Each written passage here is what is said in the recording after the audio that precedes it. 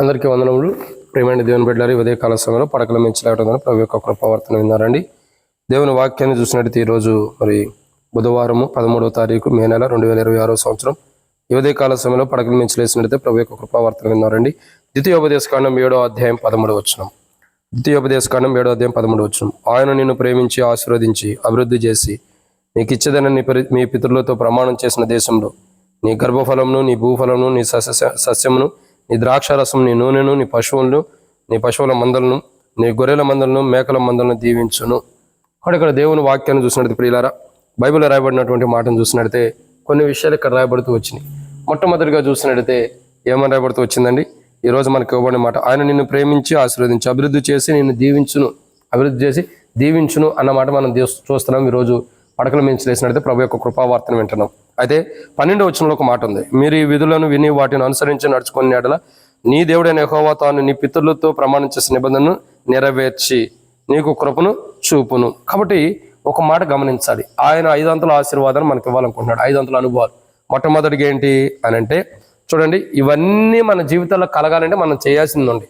మొట్టమొదటిగా ఆయన ఏం చేస్తానంటున్నాడు అని అంటే అండి, ద్వితీయోపదేశకాండం 7వ అధ్యాయం 13వ వచనం రాయబడుతూ వచ్చింది మొట్టమొదటి మాట, ఆయన నిన్ను ప్రేమించి. సో ఆయన నిన్ను ప్రేమించాలంటే నువ్వు చేయాల్సిన మొదటి పని ఒకటి ఉంది. ఏంటా మొదటి పని? ఆయన విధులను అనుసరించాలి, ఆయన ఆజ్ఞలను అనుసరించాలి, ఆయన కట్టడలను అనుసరించాలి. ఎప్పుడైతే ఆయన విధులను, ఆయన కట్టడలను, ఆయన ఆజ్ఞలను మనం అనుసరిస్తామో ఆయన మనల్ని ప్రేమించేవాడు ఉంటాడు. సో ఆయన నిన్ను ప్రేమించి ఆశీర్వదించి అభివృద్ధి చేసి దీవించినంటే ఎలా దీవిస్తాడు? మనం ఎన్ని చేసి వచ్చినా ఆయన దీవిస్తాడని కాదు. మనం ఎన్ని పాపాలు చేసినా, ఎన్ని తప్పులు చేసినా, ఎంత అపవిత్రమైన జీవితాన్ని జీవించి, అంత పాపంతో కూడా జీవితాన్ని జీవించినా దేవుడు క్షమిస్తాడు అన్నట్టు కాదు. ఆయన నిన్ను ప్రేమించాలంటే, ఆయన ప్రేమను పొందుకోవాలంటే, ఆయన ప్రేమ నీ ఎడల కనపరచబడాలంటే, నీ ఎడల నా ఎడల ఆయన ప్రేమ కనపరచబడాలంటే మొట్టమొదటిగా ఏం చేయాలా? ఆయన నిన్ను ప్రేమించాలంటే ఆయన కట్టడలను, ఆయన విధులను గైకొనాలి. 2 ఇక్కడ రాయబడినమాట, ఆయన నిన్ను ప్రేమించి ఆశీర్వదించి. సో ఆయన నిన్ను ఆశీర్వాదించాలంటే, మెండైన ఆశీర్వాదాలతో నిన్ను నింపాలంటే, అధికమైన ఆశీర్వాదాలతో దేవుడు నిన్ను నింపాలంటే, అధికమైన ఆశీర్వాదాల ద్వారా ఆయన నిన్ను ఆశీర్వదించాలంటే రెండవదిగా నువ్వు చేయాల్సిన పని ఏంటంటే ఆయన విధులను, ఆయన కట్టలను అనుసరించాల్సిందే. ఆయన విధులను, ఆయన కట్టలను నువ్వు అనుసరిస్తే ఆయన నిన్ను ప్రేమిస్తాడు, ఆయన ప్రేమను నువ్వు పొందుకోగలుగుతావు. ఆయన విధులను, ఆయన కట్టలను అనుసరిస్తే ఖచ్చితంగా ఆయన ద్వారా ఆశీర్వదించబడతాం. ఆయన ఎట్టి ఆశీర్వాదం నీకు ఇవ్వాలనుకుంటున్నాడు. అబ్రహాముకి ఇచ్చినటువంటి ఆశీర్వాదం, ఇస్సాకుకి ఇచ్చినటువంటి ఆశీర్వాదం, యాకోబుకి ఇచ్చినటువంటి ఆశీర్వాదం, దావీదు రాజుకి ఇచ్చినటువంటి ఆశీర్వాదం, ఎట్లాంటి ఆశీర్వాదాన్ని దేవుడు నీకు ఇవ్వాలనుకుంటున్నాడు. ఆయన ప్రణాళికలో ఉన్న సంపూర్ణమైన ఆశీర్వాదం నీకు నాకు ఇవ్వాలంటే ఆయన విధులను మనం గైకొనాలి. ఇది 2. 3గా చూసినట్టయితే ఇక్కడ రాయబడిన మాట ఏంటి? అభివృద్ధి చేసి. ఆయన నిన్ను ప్రేమించి ఆశీర్వదించి అభివృద్ధి చేసి. ఆయన నిన్ను అభివృద్ధి చేయాలంటే నువ్వు చేయాల్సిన పని ఏంటంటే ఆయన విధులను, ఆయన కట్టడలను గైకొనాలి. ఆయన కట్టడలను గైకొనాలి. ఎప్పుడైతే ఆయన విధులను గైకొంటావో, ఎప్పుడైతే ఆయన కట్టడలను గైకొంటావో అప్పుడు ఆయన నిన్ను ఆశీర్వదించేవాడుకుంటాడు, నిన్ను అభివృద్ధి చేస్తాడు. సో ఆయన కట్టడలను గైకొన్నప్పుడు, ఆయన కట్టడలను గైకొన్నప్పుడు ఆయన నిన్ను ప్రేమిస్తున్నాడు. ఆయన విధులను, ఆయన కట్టలను గైకొన్నప్పుడు ఆయన నిన్ను ప్రేమిస్తున్నాడు. ఆయన విధులు, ఆయన కట్టలను గైకొన్నప్పుడు ఆయన నిన్ను ఆశీర్వదిస్తున్నాడు. ఆయన విధులను, ఆయన కట్టలను గైకొన్నప్పుడు ఆయన అభివృద్ధి చేసేవాడుకుంటాడు నిన్ను.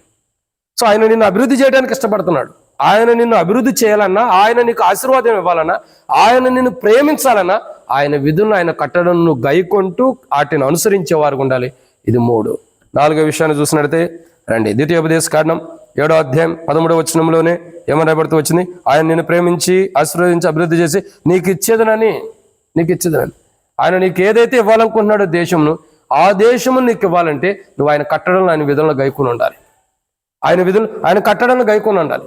ఎప్పుడైతే ఆయన విధులను గైకుంటావో, ఎప్పుడైతే ఆయన కట్టలను గైకుంటావో అప్పుడు ఆయన నిన్ను ప్రేమిస్తాడు, అప్పుడు ఆయన నిన్ను ఖచ్చితంగా ఆశీర్వదిస్తాడు, అప్పుడు ఆయన నిన్ను అభివృద్ధి చేస్తాడు, అప్పుడు ఆయన నీకేది ఇవ్వాలనుకున్నాడో అది ఇస్తాడు.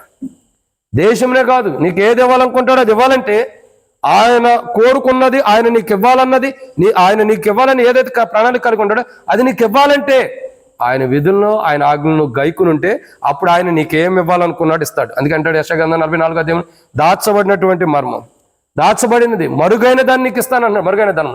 సో ఆయన మనకి ఇవ్వాలంటే, ధనమైన, ఆస్తి అయిన, ఐశ్వర్యమైన, మరుగైనది అంతా ఆయన మనకి ఇవ్వాలంటే, ఆయన మనకి ఏది ఇవ్వాలనుకుంటున్నాడు అది మనకి ఇవ్వాలంటే మనం చేయాల్సిన ఇక్కడ 4వ పని ఏంటంటే ఆయన విధులను ఆయన కట్టలను గైకుంటే ఆయన మనల్ని ప్రేమిస్తాడు. ఆయన విధులు ఆయన కట్టలను గైకుంటే ఆయన మనల్ని ఆశీర్వదిస్తాడు. ఆయన విధులను ఆయన కట్టలను గైకుంటే ఆయన మనల్ని అభివృద్ధి చేస్తాడు. ఆయన విధులను ఆయన కట్టలను గైకుంటే ఆయన మనకి ఏది ఇవ్వాలనుకున్నాడో అది అడ్డు లేకుండా సమృద్ధిగా మనకి ఇస్తాడు.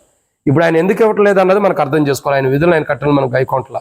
ఇక 5వ మాట చూసినట్టే ద్వితీయోపదేశకాండం 7:13 ప్రకారం చివరిలో ఏముంది? దీవించును.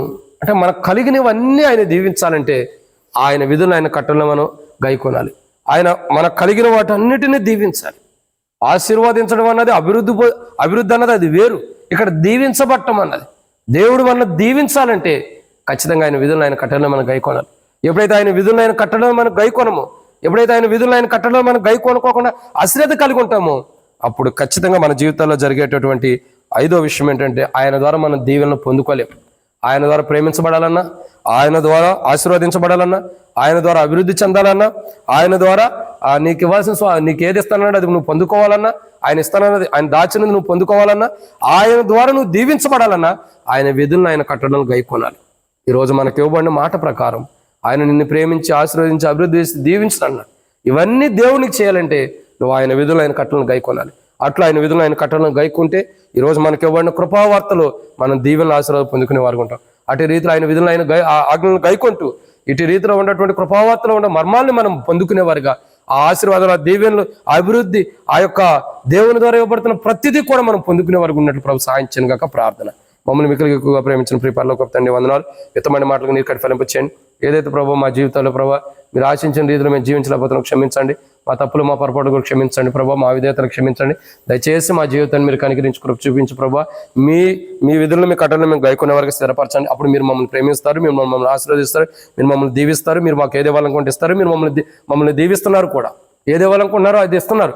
అవన్నీ మేము పొందుకోవడానికి దేవా మీ ప్రేమ, మీ ఆశీర్వాదం తండ్రి, మరి మీ అభివృద్ధి, మీ ద్వారా ఏది ఇవ్వాలనుకుంటున్నారు అది, మీ దీవెనలు ఇవన్నీ పొందుకోవాలంటే మేము ఖచ్చితంగా ప్రభా మీ యొక్క కట్టలను గైకొనాలి. అలాగే మీ కట్టలను గైకొని జీవించే వరకు స్థిరపరచమని, దినమంతా మీ కాపుదలను మీ నడిపింపు జీవితకాలం అంతా కూడా మాకు ఇమ్మని పడకల నుంచి నాటువంటి వింటూ నీ కృపావార్త ద్వారా నాతో మాట్లాడినందుకు స్తుతిస్తూ యేసు ప్రభు నామములో ప్రార్థన చేస్తున్నాను తండ్రి. ఆమేన్. ప్రేమ దేవుని బిడ్డలందరికీ మన ప్రభువైన యేసుక్రీస్తు నామములో శుభవందనములు ప్రకటిస్తున్నాను.